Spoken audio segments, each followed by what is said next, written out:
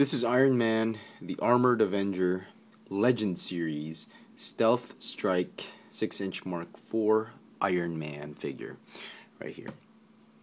This figure is part of the second wave of the Iron Man Armored Avenger Legend Series 6-inch figures for 2011, and as you can see behind him are the rest of the figures in the wave. Before we begin, have a quick look at the packaging in case some of you still haven't figured it out. It's exactly the same as Wave 1 figures, the Wave 1 figures packaging, card and bubble. Here's the rest of the assortment, a little bit something about the figure, and a neatly painted artwork of the figure. So, interchangeable hands. So, figure, as you can see, is an exact repaint of the previously released Walmart exclusive Mark IV, 6-inch Mark IV Iron Man, minus the Tony Stark head with the shades on. And I wish they would have added that with this one, but they would have created a head without the shades, or just removed the shades altogether and then just kept the head. And that would have been nice. That would have been an added value, something to this figure. That would have added value to this figure instead of just, oh, hey, you're going to get another repaint. Which is awesome, by the way, and it's probably my second favorite among the entire wave, among the figures in the wave. But if they added that head sculpt of Tony Stark without the shades, this would have been a more that would have created more value for this figure, and fans and collectors would have wanted this for that instead of just, oh, hey, that's another repaint. But anyway. I don't work for Hasbro, so I don't really know what happened. So, it's a great figure, great sculpt. Articulation is exactly the same as the Mark IV Iron Man. As you can see, the way I've posed it, exact same articulation. They haven't changed a single thing. And I guess you can still pop off the head if you wanted to, and replace it with a Tony Stark head if you want. But I'm not going to do that. Paint apps. This one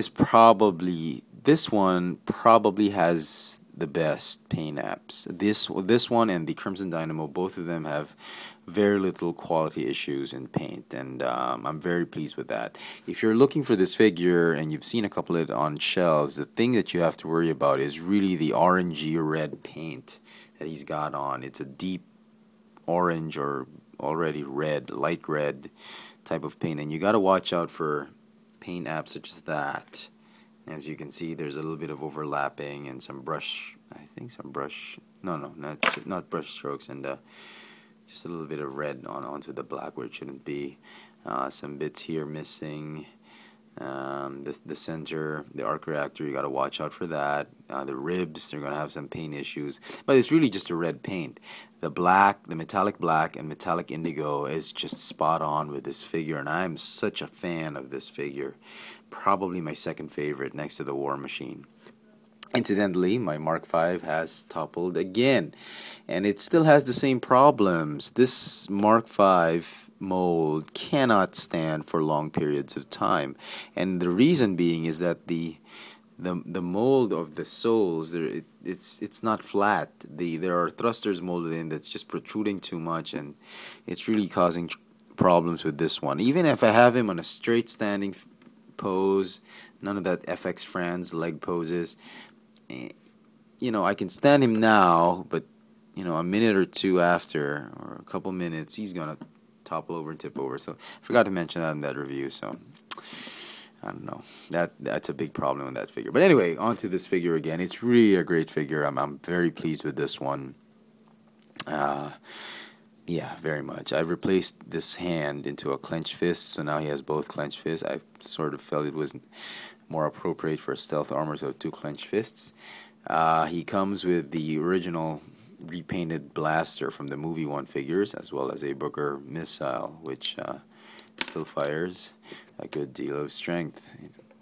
He also comes with semi-clinched hands, which are pretty cool, and two open splayed hands. Oh, come on, what the hell?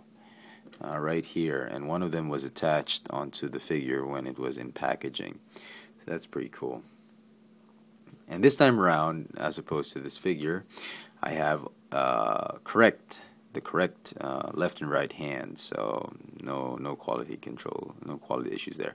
Oh, a bit of a small anecdote or story. When I opened this guy up, I immediately removed this one, replaced it with the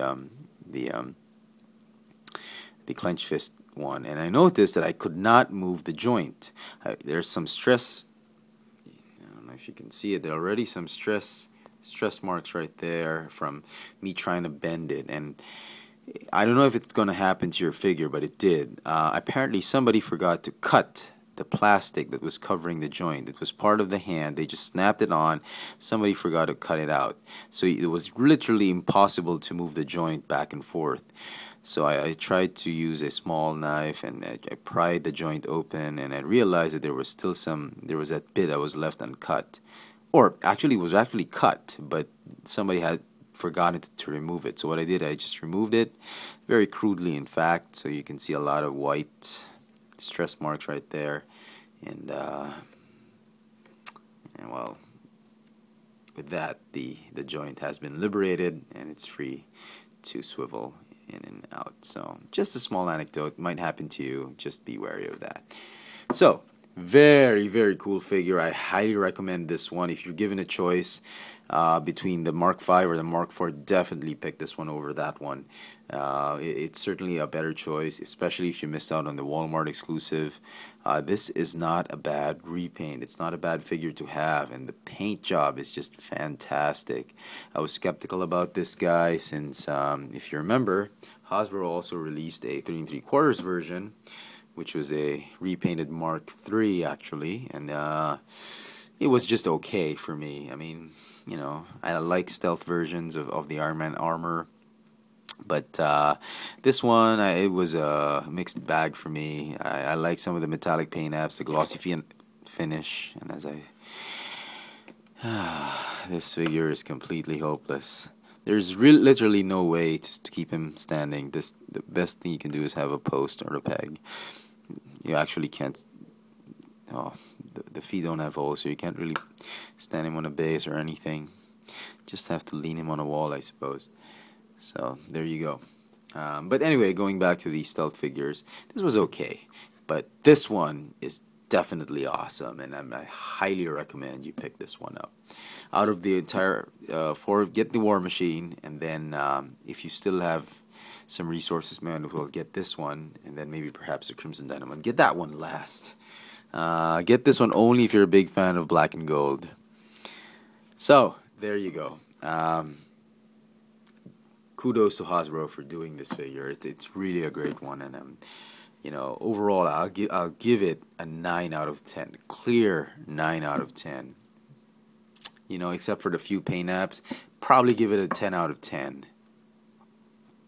And yeah, it's a great figure, and if you spot it in retail, go ahead and get it. So there you go. I hope this video has been somewhat insightful and informative for those of you who are actually thinking of getting this figure. The Iron Man Armored Avenger Legend Series Stealth Strike Mark IV Iron Man figure. Thanks for watching.